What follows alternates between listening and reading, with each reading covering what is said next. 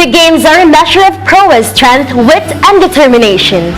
And our athletes, while embodying all of those characteristics, play with their hearts on the field.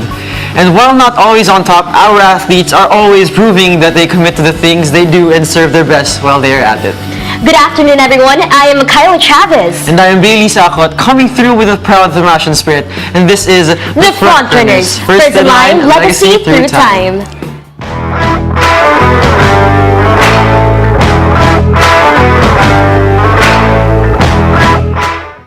As the UAP season draws to a close, our Tiger athletes are beginning to experience their series of wins and mishaps over the past games. Meanwhile, ang iba namang teams natin who are currently playing outside UAAP are still taking home championship titles. Well, that just proves na they excel sa lahat ng games na sinasalihan nila, whether inside the UAP season or outside. Yes, and how can we say all these? That is thanks to our weekly rundown of the most recent sports updates. First, the Lady Booters were held by a draw against the Far Eastern University Lady Tamaraws in the UAP Season 80's Women's Volleyball Tournament. Lady Booter Nina Yanto gave UST the first score in the game during the 51st minute, but this was eventually matched by FEU's Portia Asibar with her free kick.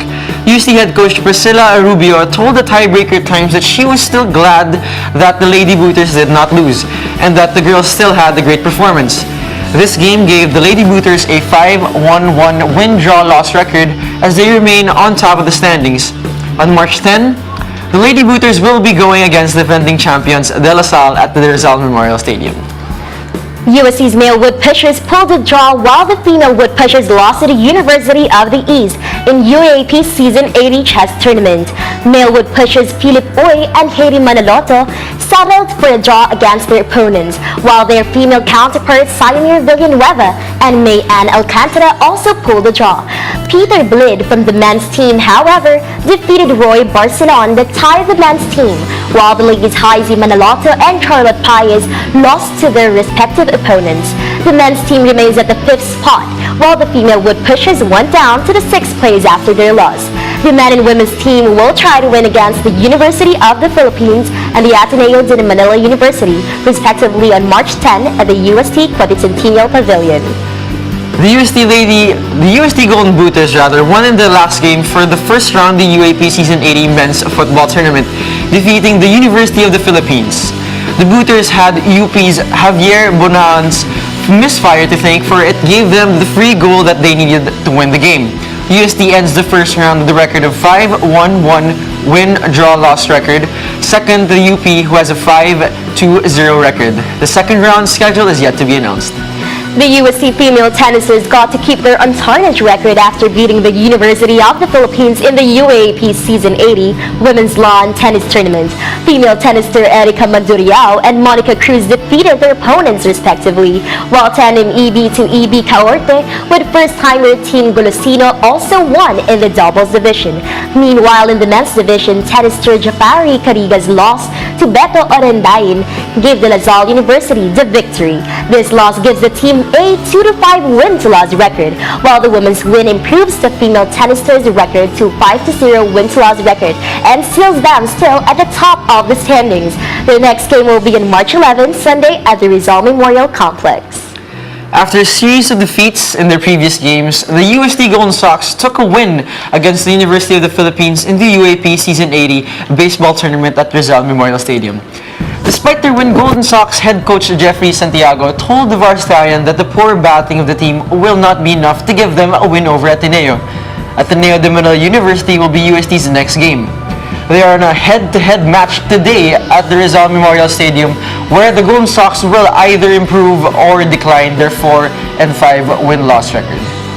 From UAAP, let's now venture into esports, which brought glory and history to our school. After an impressive 13-2 record in the eliminations, the USC Tele-Tigers team took home the championship in the best-of-5 finals of the Garena League of Legends Varsity League 2017 at Glorieta 4. The Tele-Tigers took home the championship title of the first competitive League of Legends collegiate event in the country and a cash prize of 30,000 pesos for their victory. In an interview with the Varsitarian, the Tele-Tigers team captain Theo Ignacio said that they who really made history because they got the first LBL championship. Lenovo and Intel's partnership made the inclusion in the tournament of 7 colleges, namely UST, Technological University of the Philippines, AMA University, Quezon City, Philippines University of the Philippines, Diliman, Malayan Colleges, Laguna, Far Eastern University, Institute of Technology, and I-Academy. The Growling Tigresses placed third in the UAP 3-on-3 women's basketball tournament at the SM Mall of Asia Music Hall. The Tigresses Jen Angeles, Angel Anies, Carla Manuel, and Carolina Sangalag finished for UST. UST got eliminated by Adamson after Adamson's consecutive series of points. NU gave the Tigresses their only loss in the group qualifier. Because of the quotient rule, the Tigresses finished higher than the semi-finalist Ateneo de Manila University. Stay tuned, everyone. We're still on top of our list. The Frontrunners will come back for more.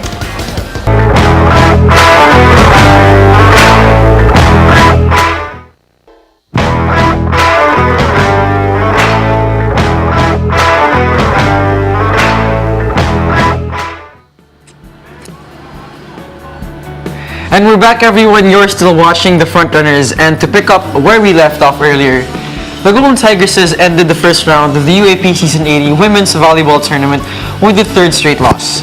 The Tigresses fell to the Far Eastern University's Lady Tamaraos, who are currently enjoying their fourth straight win after beating UST. Carla Sandoval gave UST 12 points, while Cherry Randina contributed 11 markers in the game. The second round of the games is yet to be announced. The Far Eastern University fed the UST Tigers Pikers their third consecutive loss in the UAAP Season 80 men's volleyball tournament last Saturday. The error-to-prone Tigers committed 43 errors against FEU's 31. USC co-captain Manuel Medina told the Varsitarian that, as their coach would say, the Tigers Pikers need to be consistent and that they need to reduce their errors. USC's Arnold Bautista led the Tigers Pikers with 21 points, with Joshua Umadal giving 20 markers. This loss pushes the Tigers Pikers to the 5th place with a 3-4 win-to-loss card. The second round of the tournament is yet to be announced. And for some good news, the USD Yellow Jackets bagged the championship title in the co-ed drumline category of the 2018 National Drumline Championship at the Mall of Asia Arena last February 27. YJ's clown-themed performance tied with the NU Percussion Department's Explorer-themed routine at the top of the scoreboards with 289 points each. In the solo drumline snare category, UST drummers Gabriel Zagala and Nicolette Zamora took home gold and silver respectively before winning in the open pairs category. YJ Drumline head coach Isaac De Alva told the Varsitarian that they needed to show difference of technique and skill individually before performing a full band routine, which showcased the ensemble. In hip-hop, the USC Prime Zumba-based routine failed to defend its title and dropped to 3rd place. Prime assistant coach Miko Evangelista told the Varsitarian in an interview that despite having a good run, the team needed a tighter execution. The NU underdogs won gold, while the University of Asia and Pacific's Quadro Dance Varsity got silver. Meanwhile, outside UAP, our very own UST Salingawi Dance Troupe bagged its first co-ed championship in the 13th National Cheer Dance Championship Finals at the Mall of Asia Arena last Friday. Despite having only a week to prepare, the Salingawi boosted itself to 304 points and left behind the Taguig University Varsity and the Lyceum University Alabang on the 2nd and 3rd place respectively. UST also brought home the title for the second year in a row in the all-girls cheer division and the Palms all-girls division. Salingawi head coach Mark Chaiwala told the Varsitarian in an interview that he is beyond happy and thankful that they were only after the experience and the exposure, that the trophy was just a bonus. And there we go, Baileys. Nakita natin just now ang isang roller coaster turn of events. And that's just not on the intercollegiate level. Meanwhile, things are getting more tense as we reach the finals for the basketball of the Thamashan Goodwill Games.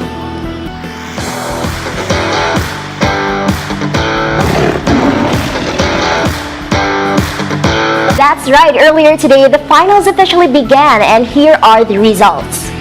Ipea defeats AB in the first game for the finals in the Thamashan Goodwill Games.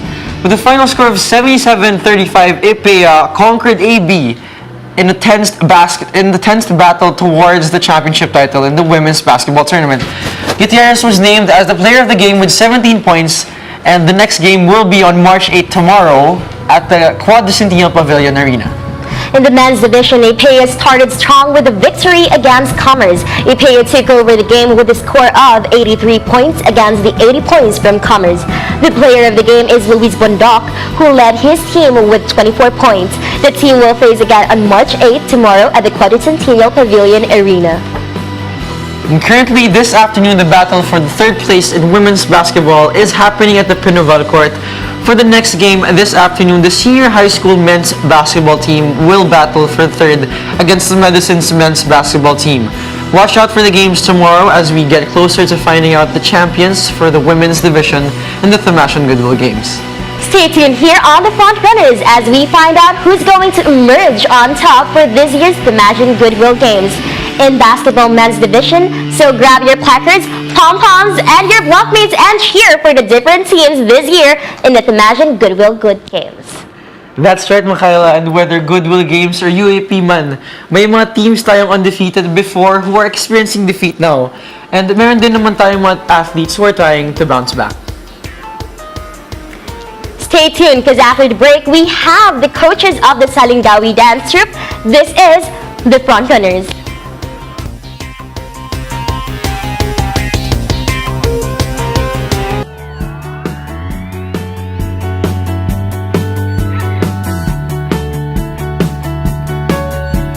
We're back here with us today, Coach Mark Chaiwala and Mr. Lawrence Ignacio from the Salingawi Dance Troupe. A round of applause, guys, please. Thank you. Alright, so first of all, we want to congratulate you Yes, for thank you winning po. the Thank you so NCC much. Thank you. Co-Ed title. Thank you for being here.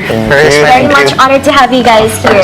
So for our questions, we would like to ask, how did your competition in the UAAP cheer dance help you in winning the NCC Co-Ed title? Well, we all know naman kasi na UAAP is the major league, the major league that we compete at. So, the kids, of course, they are already used to the pressure, the stressful preparation with UAAP pa lang. So, going to NCC, which is not really our major league, so kumbaga they are already used to the factors which you would see in a major competition like UAAP as compared to NCC. Although NCC, it's a national competition, it's a big competition as well. But with UAAP pa lang, they are already used to the pressure, the feeling of being in a competition. So I think that's how it helped the kids in terms of joining NCC.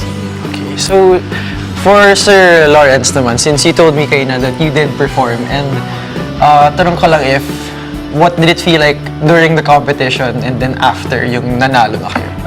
Siyempre po, sa UAAP, iba po talaga siya sa NCC. So, sa UAAP, dun yung sobrang pressure, sobrang daming crowd. So, sobrang iba ng experience kaysa sa NCC. Sa NCC kasi, yung other teams, parang tinitreat namin sila as a friend. So, if ever, kunyari, may hulugan sa routine, we cheered for them. So, hindi katulad sa UAAP, parang ibabash ka ng ibang ibubuka. Sobrang iba ng experience sa NCC compared sa UAAP.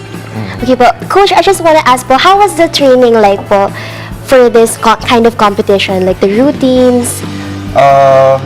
Well, it didn't vary that much as compared to the training with UAAP. Yes, kasi the routines that we performed, it's also a cheer routine din naman eh.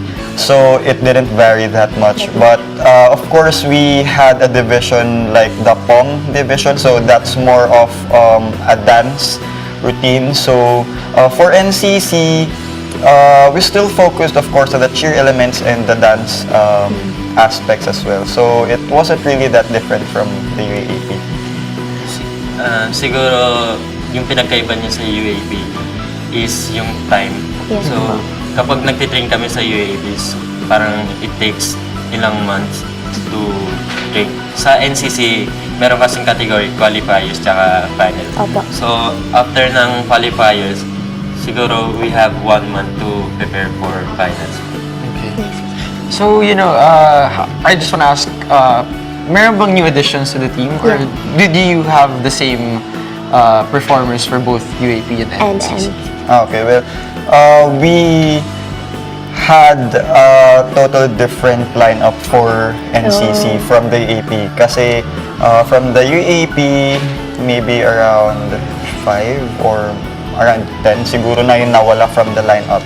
And sa NCC, since we joined 3 divisions, lahat ng members namin sa Salingawi who are eligible to compete, so specifically the college students, all of them were able to compete. So there were really new additions to the compet lineup. So yung mga hindi nakapag-compete before sa UAP, they were able to compete sa all girls and sa POM divisions as well. I just wanna ask po, how did it affect po yung mga new additions po? May nabago po ba na malaki? Yeah. Siyempre po, sobrang hirap mag-cope up with other people. So, parang nangyari is, bumalik kami sa simula. Yung mga bagong member na lineup is tinuruan pa namin. Yes. So, sobrang hirap from UAP na solid yung team mo. Naging parang, sige, balik tayo sa start. So, parang... So, are there any upcoming competitions? Like, what's next for Salingawi dance group and ano ba? Well, there is this new league that has been established. It's the Philippine Cheer Union. Okay. This is gonna be their first season, if ever. It's gonna be on June 1, 2, and 3. But we're not yet sure if we will join. But regardless if we will be joining or not, we will be starting our preparations soon naman na. So, we will still think about it kung sasali pa or not. So guys, stay tuned. And also po, kamusta po kayo right now as a team? Well, same. We're ano naman, we're good. We're bonded. We're actually para I feel like they're more motivated and excited to start na din for UAAP. So, Yes po. we're good naman. Okay. Are there, sino ba, may mga mag-graduate, ilan mag-graduate, and how many are coming in with you? So, Graduating Graduating lang. mga 10. 10 are graduating? Oh my God. So, kailangan. kailangan nyo ng kailangan- 10 na rookies to Yeah. Marami talaga. So, in terms of yung papasok sa next season, we don't know. It depends on those who will be trying out sa auditions, which will be on March 24 and 25. So, we just hope na maraming mag-auditions na magaling Yeah. to replace yung mga gagraduate Yes from po. last year. Kailangan magaling din po sila. Well, you said kayo na, coach, na parang mas motivated yung mga performers nyo, yung members, and what makes you say, and, ano ba, sa ramdam mo ng teammates mo, what makes you say na mas motivated sila ngayon, mas excited? From our last performance, which was the national finals, it wasn't really a clean, perfect run. So, from that, from all the talks and pep talks that we had, you could feel na parang gusto ulit nila bumawi agad from that performance. So, and that's what I could hear naman from the other kids as well pag nakakausap ko sila, since now pahinga period kami, naririnig ko din from them na, Coach, train na tayo. Sila na yung mismo yung nagsasabi. Yeah. Okay. Well, I want to ask, kasi athlete din po ako, ano po yung training schedule nyo? Like, is it the whole year round, or kailan yung months na wala, and every day ba, ganun?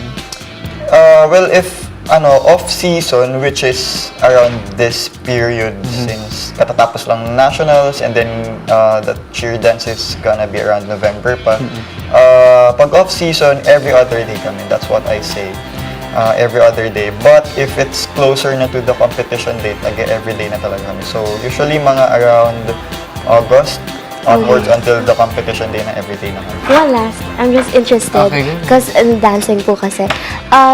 Do you also train po or like coach, but not only for cheer dance competitions, like for hip-hop, yun po? Ako, Yes like, po. if I specifically coach, well, I don't. Kasi I believe the other hip-hop teams, they have their own coaches and choreographers as well. Okay. And ako naman, syempre, I want to focus with Salingawi, and I don't want the training schedules or the performances to be compromised just because I'm also coaching other Yeah. teams. Okay. I'm focused with Salingawi. And so yun. Thank you very Thank you much. very much po. Thank you. Again, thank you. And you po. good luck to you. Good luck the po. future competitions. Thank you And so much. Thank you very much for being here. Once again, this is Bailey Sakot. And Mikhail Chavez. And this is the Frontrunners.